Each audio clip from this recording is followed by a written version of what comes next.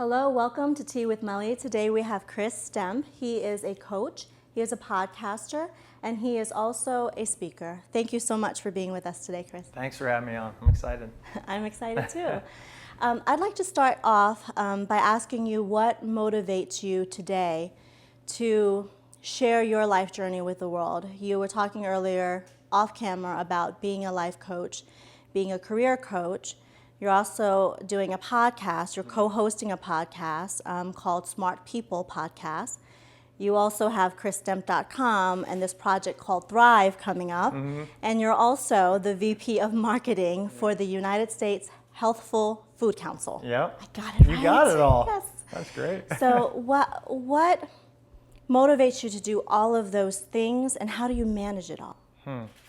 Yeah, when you say it all out loud, it sounds like, I don't know, more than it feels like, because I do see it as kind of under the same umbrella.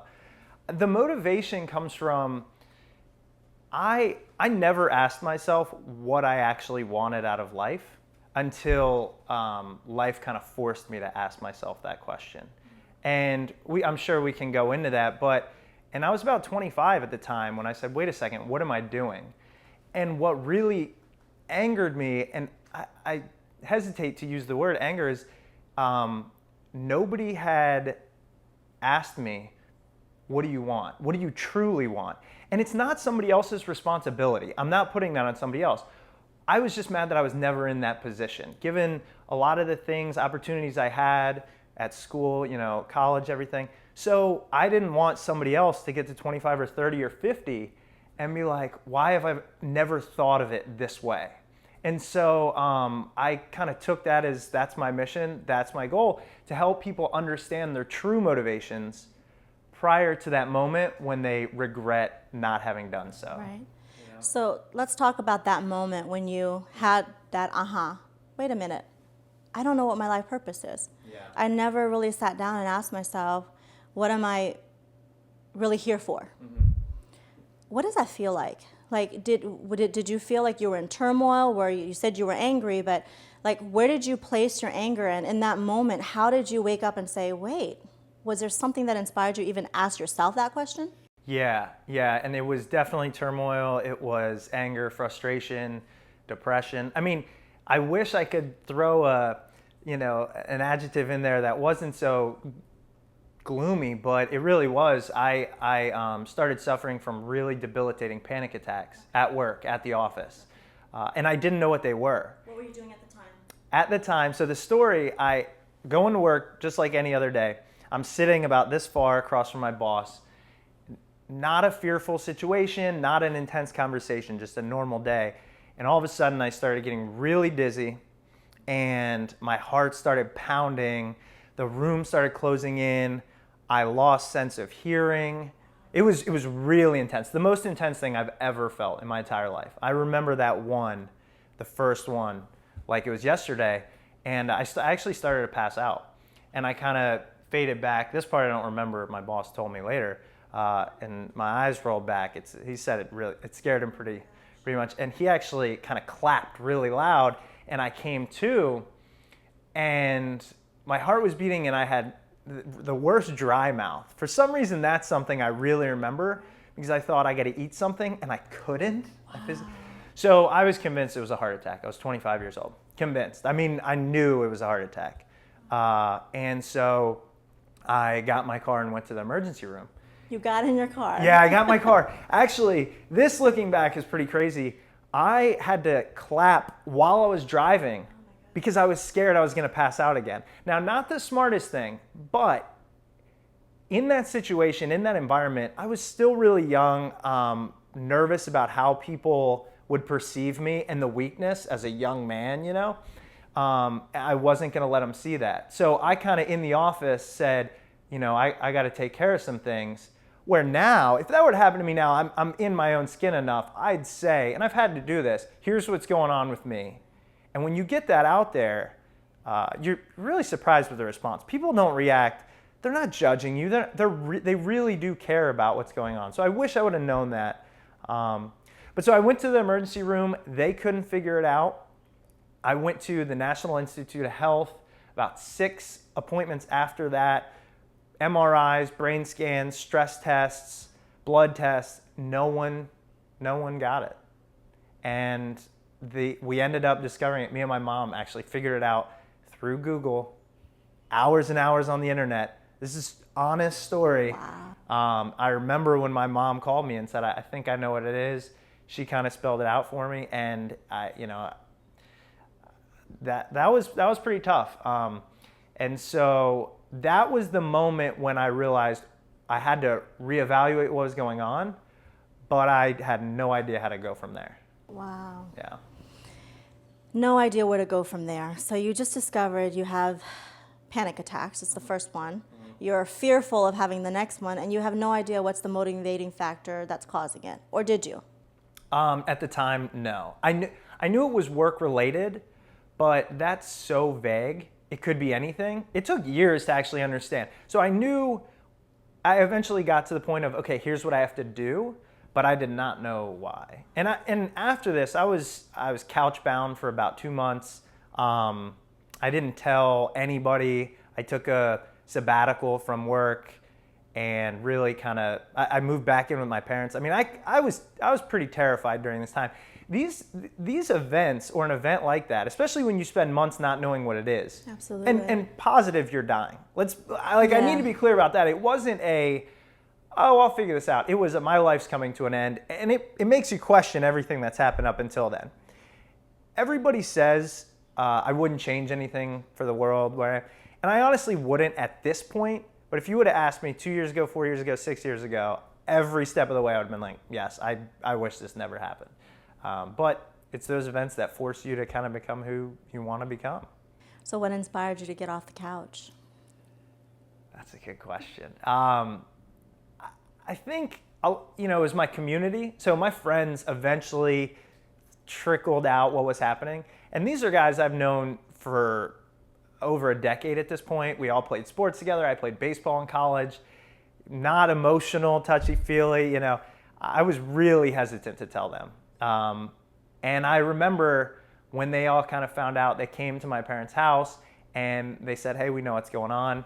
And they brought some food because they knew I wasn't eating a lot, and kind of said, like, let's not worry about it. We're here for you. And that was a big deal for me because, again, I'm in my early 20s. These are guys that I've known. The macho is supposed to come out. And you see the real part of people in those instances, in those moments. And so I think the community that said it's okay, I started saying to myself, okay, I'm okay. It's okay. I learned that panic isn't going to kill you. It's really not doing that much physically, so it's on me. And one of the things I'd say is a strength is I looked at things as a challenge. I didn't look at it as a victim, honestly. There's a lot worse things that can happen to people. And so I just looked at it as a challenge, and I said, challenge accepted. How am I going to fix this? And that's when I really began the journey of let's dive in, let's figure out what I missed all along. Well, the word community is such a strong word for me personally, and you said it right. You think that a certain community of people may not accept you, especially the ones that have known you your whole life. They've already loved you, and you have your own assumptions on what it might mean if you step out and tell the truth about what's going on. Good, bad, or ugly, it's still, you're hiding it, it's pride, whatever. And then, the gift of humanity, right? Being able to say, I'm suffering from this, and I don't want to have to do it alone, or they're not even allowing you to do it alone. Mm-hmm. And I think that in the world of work that you do with the podcast, and also now with your role as a VP of marketing for the work that you do, it really is about inspiring a community of people to help create change, right? Absolutely. To support. So can we talk about that a little bit? Community is really important to you, but being able to have now this community help you slowly move out of the couch, accept yourself exactly as you are. When was the moment when you said, gosh, I can use my experience to help a community of people who I don't even know? That was a little later on. That took a little while. I was really focused on, let me be a productive member of society. Let me get a job. So fast forward a little bit, I went back to work and I stuck it out for a little bit, but man, I remember having to lay down behind my desk because I was getting dizzy.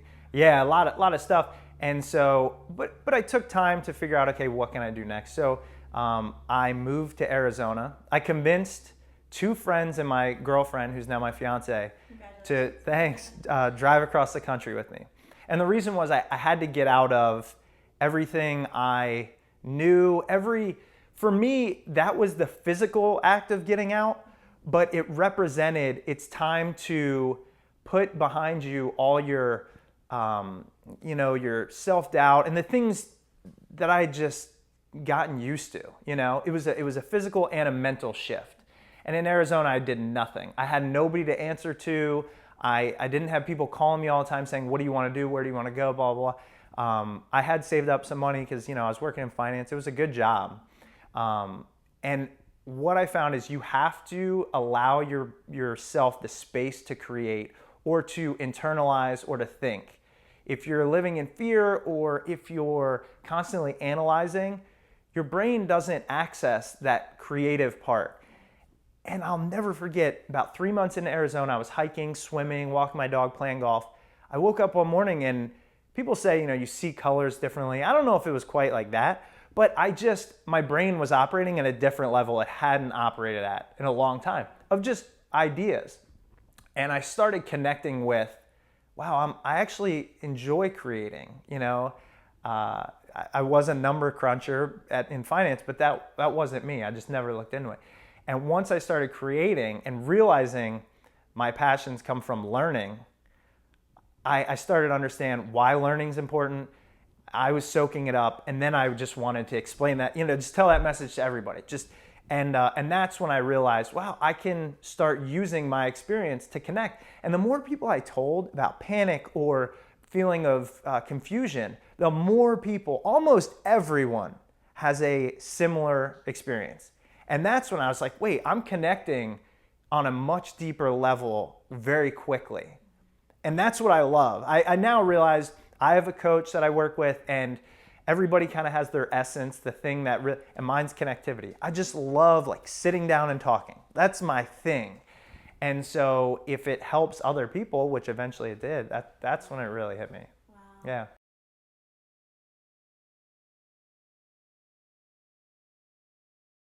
Yeah. Pure curiosity. Curiosity is the thing that I tell everybody when I speak or anything. You have to have that. Self-curiosity, curiosity about the world. It's the way we discover who we are and what we are on this planet. And so me and my friend were just talking about, it'd be great to learn about this. What do we want to do when we grow up? How do we know what that is? And I thought, well, if I love talking to people, if I could talk to somebody in every industry, maybe I'll figure out what I want to do. That's where it started. It wasn't let's turn this into a platform at all. It was, let's just talk to really cool, smart people who have been there, done that. And so my friend that I do it with, John, he's a tech guy. He'd wanted to start a podcast for about 3 years. So that was really early on in podcasting, and we never did it, And this was the perfect time. So we said, okay, we'll email 10 people that we really admire. And if one of them gets back to us, we'll record it, we'll put it out as a podcast, and we'll see what happens. And out of those 10, 8 responded. And we interviewed them. The 3rd episode, so we were getting a couple hundred downloads. And that was crazy. That's really crazy. We didn't know who was even downloading it. 3rd episode, we go to the gym in Arizona. Okay, we put it out there. We put the episode out. We go to the gym. 2 hours later, we come back, and the downloads had gone from a couple hundred to 7,000. Wow. In 2 hours. Okay. Wow. Yeah. And so my first response was, John, you screwed something up. I knew he did, right? He's the tech guy. I knew he screwed something up. Turns out iTunes put us right up on the front page. That's amazing. New and noteworthy, all this stuff. And that was the moment that we said, okay, people are digging this. No money involved, not even a thought in the planet. People are digging this. I love it. This is something I enjoy and other people enjoy. Let's see what happens. Yeah, and that was how many years ago? 4 years ago. Okay. 140 episodes. I mean. And how many downloads to date? Over 3 million. That's amazing. High five on that. Yeah, I know. It's crazy to say it out loud. It really is. That is so awesome. Yeah. Well, this is going to be a little self-serving, but I would love to have you share some insights on what worked for you. I mean, I know a lot of it was just kind of like surprise, oh my gosh, what's happening? But the challenges that you've had and also some of the great things as a podcaster, because as I told you earlier, I just launched mine. I launched two. I launched one for creative entrepreneurs and the other one for SOAR, which is a more personal development, the journey of healing and grief and such that I had to go through. What would be some tips for someone like me who's just launched it, like freshly started a month ago from me? Where do we go from here? Yeah, there's a number of things. I don't know which ones are most important, so I'll just tell you what comes to mind. For me, it was having somebody to hold me accountable. That really helped, having another host, because when he didn't want to do it, I did. When I didn't, he did. And so you have to get in that rhythm. So maybe it's just making yourself accountable, telling somebody who helps you with it that you're going to release on this date. Whether it's every other week, every week, I would highly recommend once a week if possible. They've found that the number of downloads really increases because people want that schedule. They're used to seeing a TV show once a week. They want your podcast once a week. The other thing is you gotta love it, because there isn't money in podcasting. And one thing I've noticed is even if I have a bad day at work, I work 12 hours, whatever it is, I come home, I have a podcast to do now. Even if going into the interview I'm kind of tired, every time coming out, I'm like, my whole day's better, I'm energized. And if you don't get that feeling, you're not gonna stick with anything. Take podcasting out of the equation. Any creative endeavor you do, you don't have to love it. You don't have to jump out of bed every day wanting to do it, but you have to get that spark that keeps you going through the time, the rough times. And there's been times when downloads really dropped off for no reason, years of not making any money. We were joking, we would say, okay, we put in each probably 2,000 hours at some point. And we might have made a couple $100. So we were working for 5 cents an hour or whatever, and that was a joke. But, hearing the feedback and having small wins. So asking your community, tell me what you like and tell me what you don't like. Because even if they're telling you what they don't enjoy, they're listening and taking time to respond to you. That was also important to me. So I think those are some things just to get you to keep creating, because I've heard from almost every entrepreneur that we've interviewed, it takes 10 years to become an overnight success. That is so true. And it is amazing. Yeah. We see a lot of celebrities, and I wouldn't even call them celebrities, but even any great leader, right, that actually has status in terms of being out there in the public eye and people are actually following them. I mean, they were behind the scenes for so many years. I work with a lot of musicians and creatives. And for them to have their first hit record or whatever, I mean, they've been doing it for 10, 15 years, selling CDs out of their cars and, having potlucks and coming over and selling it to their friends. So that is really inspiring, though, because you have to keep at it anyway, because when you have the love for it and also attaching that to a community, right, a community of people who are listening to you and giving you feedback, like that's what you do it for. That's who you do it for. It's not just because for you. That's actually, I think that has to be your main reason you do it. I love learning, and I would talk to people just for fun. But again, there's times when you got to make money or you have to take care of your family. You have a lot of stuff to do. So to make it a priority, there has to be something greater than yourself. And for us, sometimes we got an email from a woman. By the way, we're in, I think, 100 and something countries, all over the place. We recently got an email from a woman who said, "You've helped me lose weight, get in shape, and change my life," which is crazy from just a podcast, right? Unprompted email. So we were like, wait, what? Are you talking to the right people? She said, I started not too long ago. I've listened to every episode in a couple month span, and it's the only reason I go to the gym. I have 40 minutes to listen to you while I'm on the treadmill, and that's the motivation I needed. So things you can't even imagine people are utilizing it for. Absolutely. Yeah.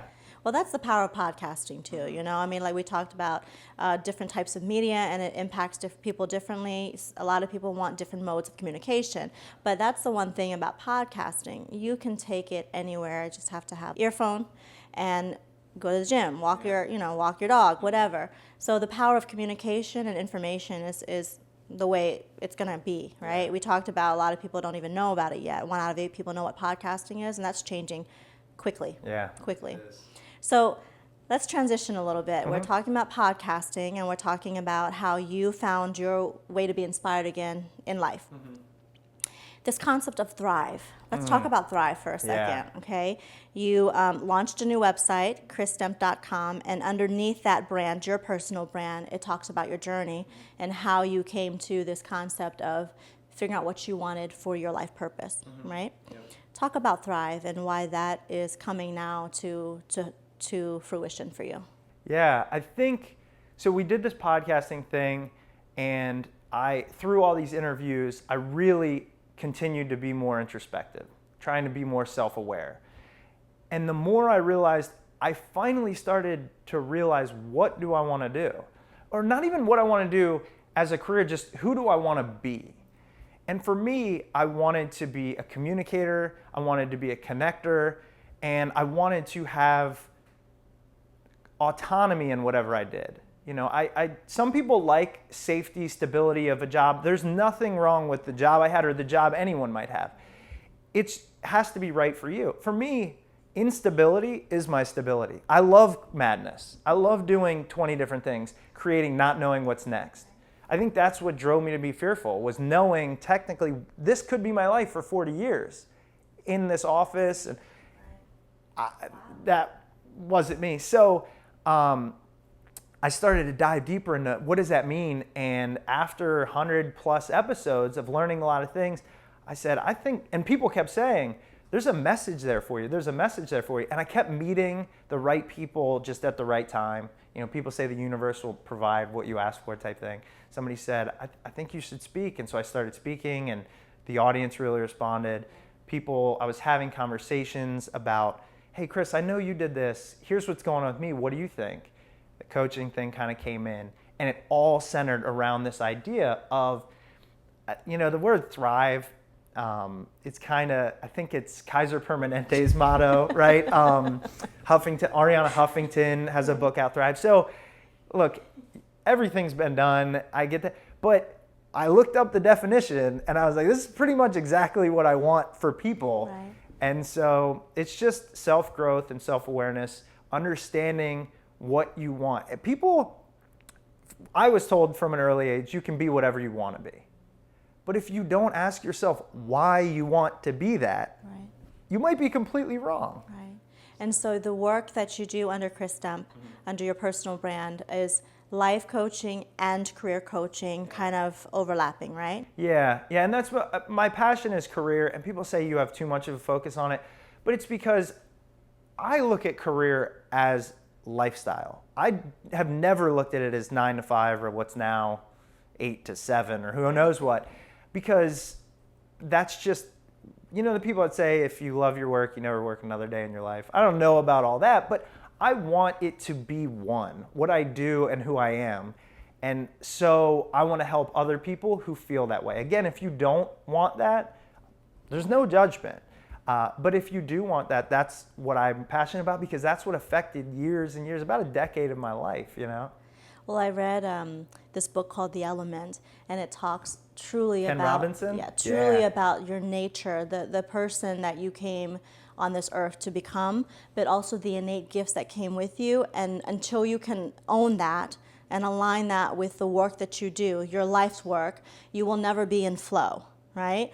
And so for me, where I'm at in my life is I'm completely in flow now. But it took a lot of painful steps. It took a lot of, kicking the bleep to realize that I really was just always choosing safety. And choosing safety meant having a job, being able to support my family, because we came here as immigrants, and it was always built in my brain that no matter at what age, I was going to take care of my entire family. I was going to retire my parents early, all these things that a 7-year-old basically made this decision, my 7-year-old self, right? Yeah. But everything that I did up to recent years was based on that, based on this innate desire to help everybody else, to make sure everybody else was okay, and I was never in flow. I was never using what was innately for me to use for the benefit of the world, and then the money shows up. I didn't know that until much later, in my 30s. I'm in my 30s now. I didn't know this until 5 years ago.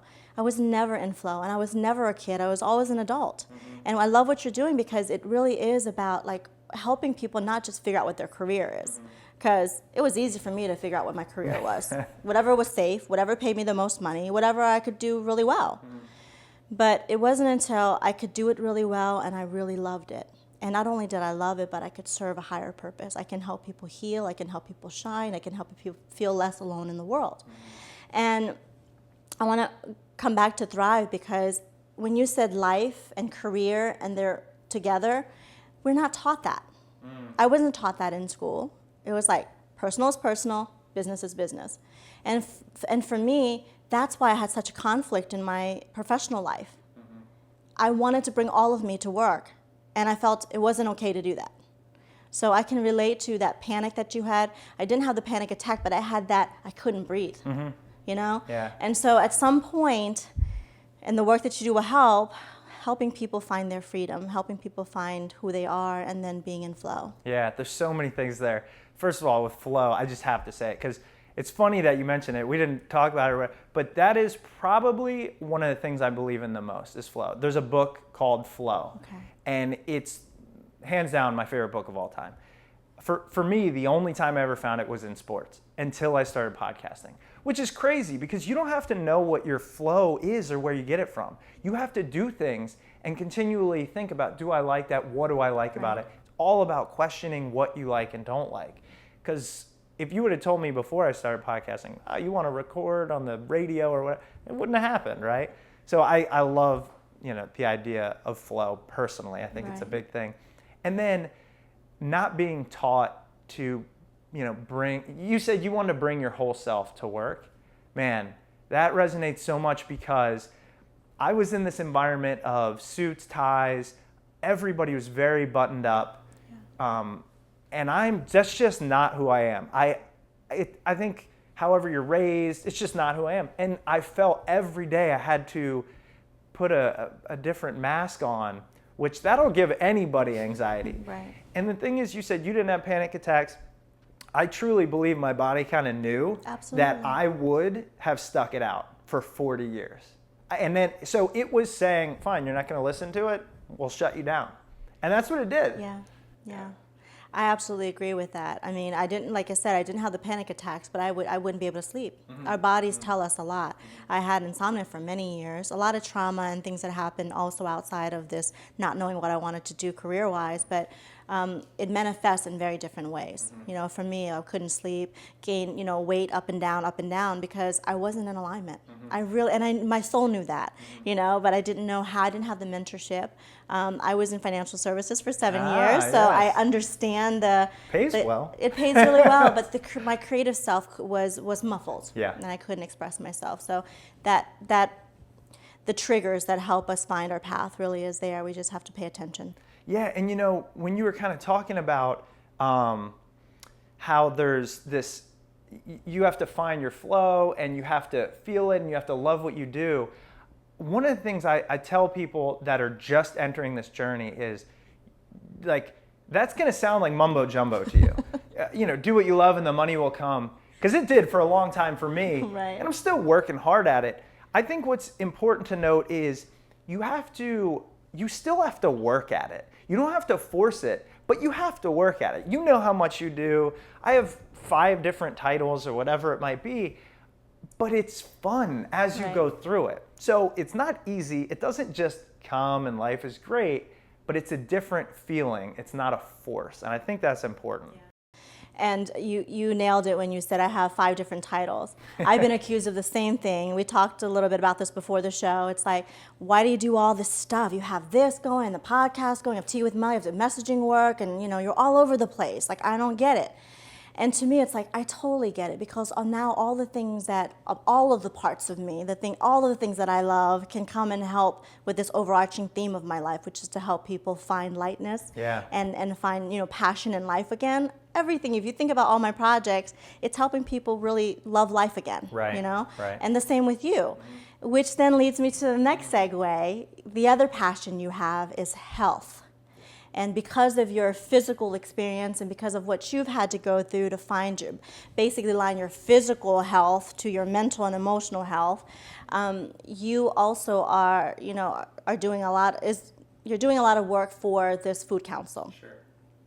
When did you decide to take on this project and really be full-blown, a part of this initiative, because you're very active here too. It's not like you have all these projects and it's a hobby.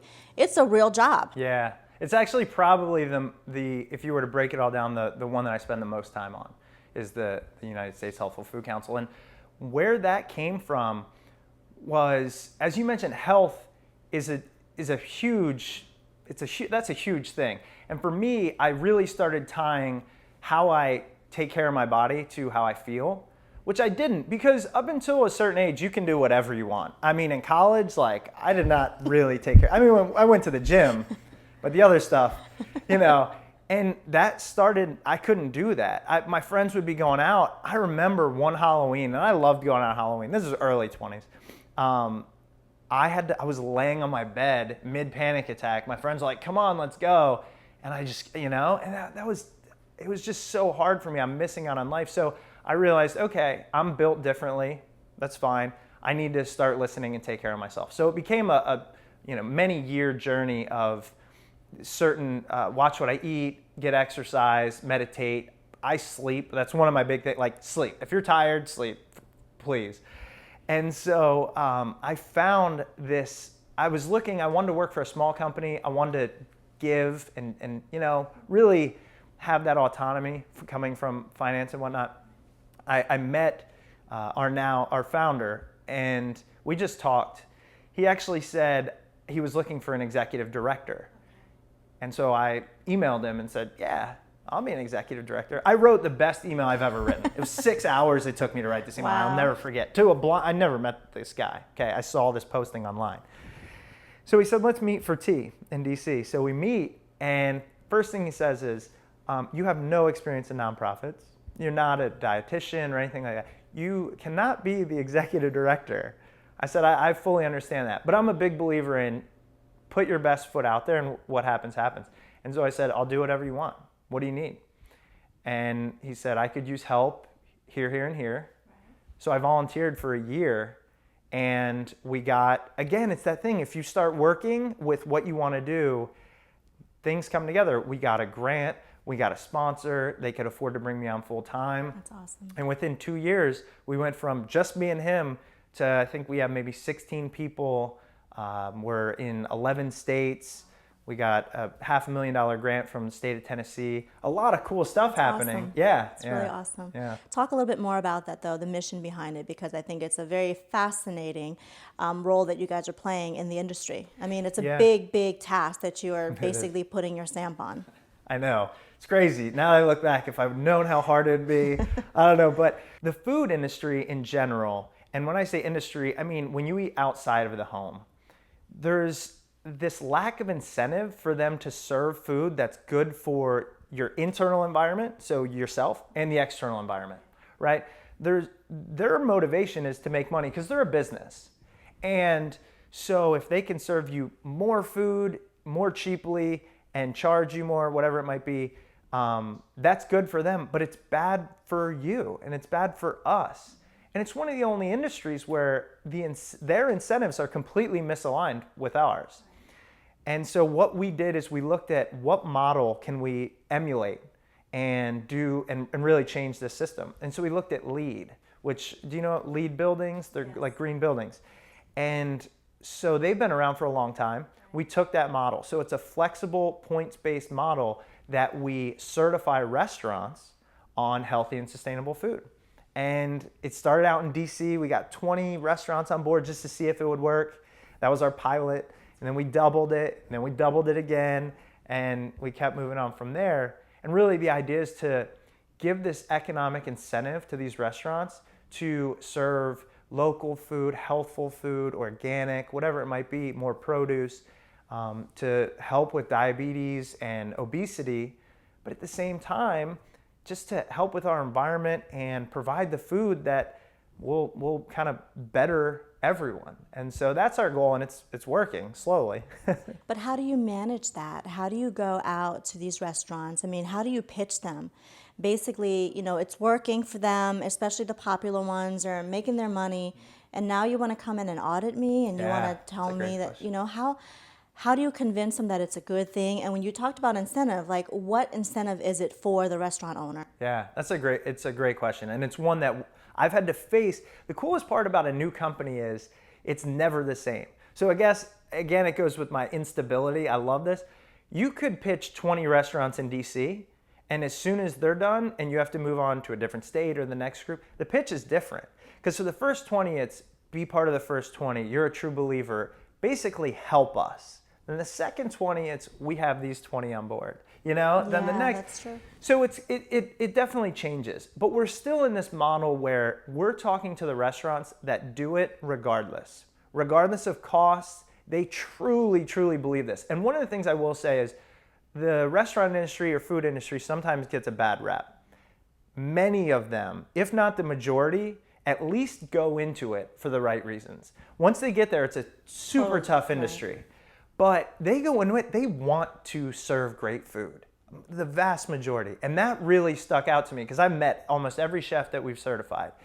And they have this passion. They go to the farmers markets. They know everything they're doing, how they're doing it right off the top of their head. So, you know, to get back to your point about why would they do it, it's because they believe in our mission a lot of the time. Now we've gotten to the point where we have partnerships with OpenTable. We have Google grants where we advertise on Google about $10,000 a month. We have partnerships with Fortessa Tableware Solutions, James Beard Foundation, and the California Walnut Board. So a lot of places where now it really is helping with visibility. People are going to our website, eatreal.org. They're checking out the restaurants. They're going to those restaurants. And so now we can say, look, help us, help the planet, and help yourself. It really is a win-win-win, and it's growing a lot faster now. It took a while to get there, but it's there. Well, you're in marketing, I'm in marketing, so I have to ask this marketing question. Yeah. How do you convince the masses that your little foundation, little council with 2 people hanging out, brainstorming, and saying, that's a good idea? How do you convince them that you're the real deal? And I ask this question because we're in the Washington, D.C. area. We have hundreds, if not thousands, of nonprofits, you know, that are just growing every day, like popping up every day, some of that have been here for a long time, constant fundraising, constant listen to my mission. It's a good thing. How do you do that? I don't know if I figured it out yet. That's one thing I'll say. It's hard in any industry. As we were talking about, when I interview people, I tend to see they just always want to talk about the good things they do and how great they are. We're still trying to get there, and every company is. So when you hear people like, oh, my life's so great, everybody's got a struggle. They're just trying to show up that way on camera or on the podcast. There's struggles. That being said, I think it comes back to this connectivity. If you believe in it, you find a couple people that believe in it. We've had so many volunteers that I didn't even ask for people to volunteer. They just said, hey, I found you here. I like what you're doing. Is there anything I can do? There is that really beautiful part of humanity that when they connect with something, they resonate with a mission, they want to move it forward. And so you just have to provide the platform that allows others to help spread the word. Social media helps, obviously. It's way easier than it was 20 years ago or even probably 10 years ago. So I definitely don't have the answer, but I think a lot of it comes down to transparency, authenticity, and allowing others to help you spread the message. How do you stay inspired? How do you stay calm, knowing your history? And does the fear still come up because now you have so many projects going on? Do you ever have, and I'm transparent too, every time something goes really well, there's a little bug in my head that says, remember the last time something went really well and basically the sky fell apart on you? Do you still have that? And how do you handle that, knowing that there is that past of panics and constantly making sure that you're healthy so it doesn't reoccur? I'm laughing, I'm chuckling because it's the thing you're saying, there's that voice in your head. I still have that all the time. So many people have that the more I talk to. And so it's just hilarious how connected everyone is, how similar we all are. I think that helps a lot. When you realize that these thoughts are everyone's thoughts for the most part, and people aren't that scary, situations aren't that scary, you can be vulnerable. We interviewed Brene Brown. She really helped me understand that vulnerability. Then you can own it a little bit more. And the second you own it and say, yeah, this might happen. I might get worried. I don't really have panic attacks per se, but they definitely pop up. But you say that could happen, and I made it through, and people around me care. It takes the power away from that fear. And so one of the things I did is I kind of just accepted it. I mean, really, I stopped looking at it as a flaw, which is huge. I started self-care a little bit, feeling confident in my skin and what I do. And it's a concerted effort, right? That was a change I had to make. But I started doing that, and you just see it start to fade away. And I think the biggest thing is when you are operating from your core, that voice, because I've had this notion of what I wanted to do for a really long time, but was just hit it in the corner, right? Just put it away. When you start listening, your body starts saying, okay, you're on the right track. It will tell you. And so now I'm at this point, I gave a speech on this where when I feel a twinge of fear, I know that I'm going in the right direction. And you have to switch that relationship with it, because that's how you grow, and that's how things become less scary. Exactly. I had a great mentor of mine. It was the first job I had out of college, and he was an amazing man. I'm forever grateful for him, because one of the lessons he taught me, he said to me, if you're not uncomfortable at least one time a day, you're not growing that day. And it's still today I think about that, because I'm pretty much uncomfortable every day. Yeah. People always say, how do you put your heart out there so much and you share so much? And my whole life was about not sharing. Like you said earlier about hiding. I've been a poet since I was 12, and I never, ever, ever shared that with anybody. I just hid it in the journal and in my dresser drawer, right? And yet there's a part of me that I loved it so much. So the inspiration behind especially this episode is, if you love it but you feel the need to hide it, dust it off and bring it back out. Yeah, that's a great way to summarize it. For me, the biggest moment that I realized that was when I launched ChrisStemp.com, because there's something that can seem arrogant about your own name as the website, which is not at all the reason. It was more so I want people to know. Right. Your face is on the website or whatever. You're really putting it out there. It's coaching and speaking, which is not the standard. It's kind of different, especially in my circle of friends, wasn't completely understood. So what I did is, I write on there, and I write really true, authentic things about myself and what I've learned. It's pretty personal. And so I said, all right, we'll see what happens. Everyone says putting stuff out there is really scary, especially when you own it. Yes. And by this point, I'd done a lot of reflection. And so I realized I'm going to go for it. And I put it out. I put it on Facebook, which is the scariest place, because it's always out there. Everyone can see it. And it's all the people that you have ever been friends with. Right. And I boosted the post and paid to send it out there, thinking, I'm really testing this. If a lot of people just bash me, maybe, I don't know. I got one out of, I don't even know how many responses, one that even kind of joked me a little bit, or what are you doing, or self-help. The rest were, go for it. I'm proud. I love it. Can you help me? Can we talk? That's right. I had people who I hadn't talked to in years say, one guy, he's an author now. I haven't talked to him forever. He wrote to me and said, I loved what you wrote. Just know that you're good enough, and don't stop. I read on a daily basis. Mm-hmm. Hearing that and putting that out there to people that do not have to, let alone respond, say anything nice, right. I honestly believe that you'll be surprised. The majority of people aren't going to judge you in a bad way. Yeah. I remember when I was launching A Million Fireflies, it took me 5 years to do it, because it was going to be a poetry book, encrypted, still safe, right? Yep. Now it was a memoir, no encryption, completely raw. Holy crap. Everybody's going to know my life story. What are they going to say? And I tell you, I remember when it first launched, it's been 2.5 years, I had a message, and it still chokes me up. I had a message come through on Facebook.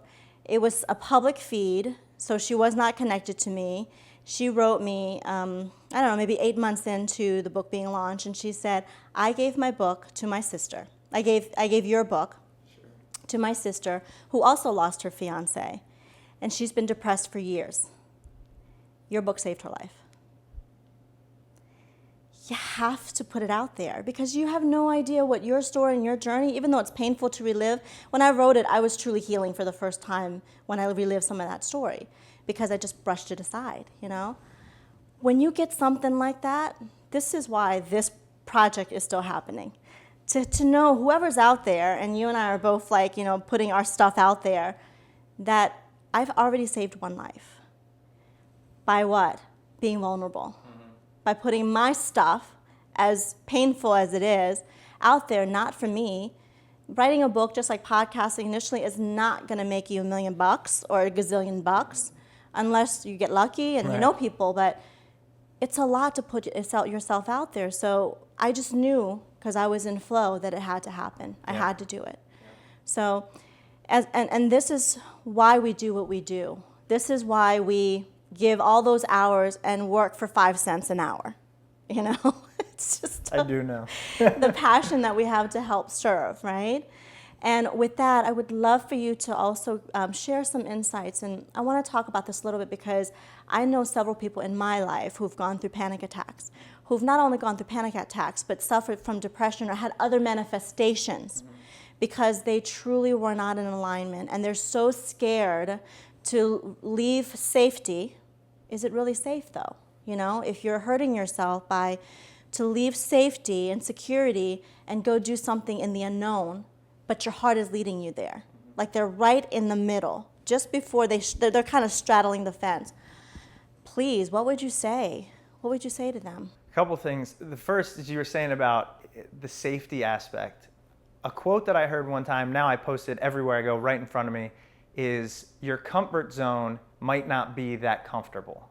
And for me, I was like, you're right.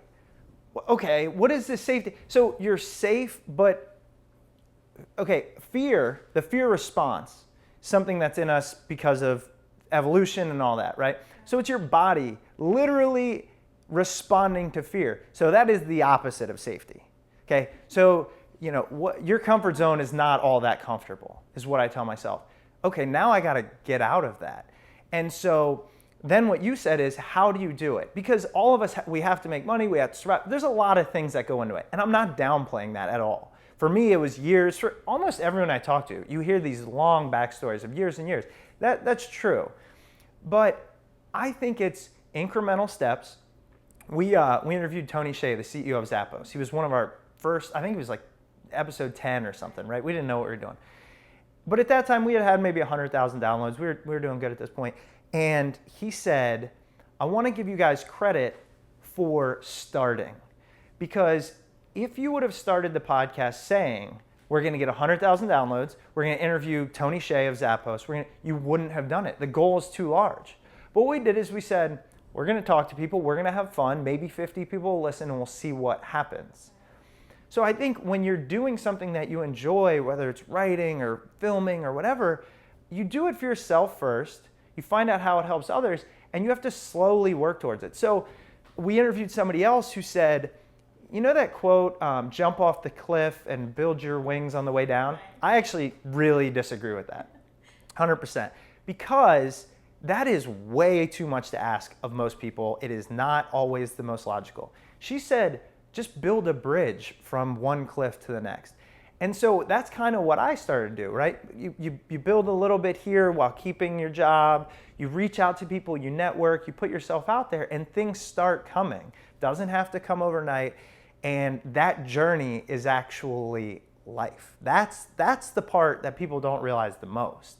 It's been 5-7 years of building the business that I'm at now, but that was a huge part of my life.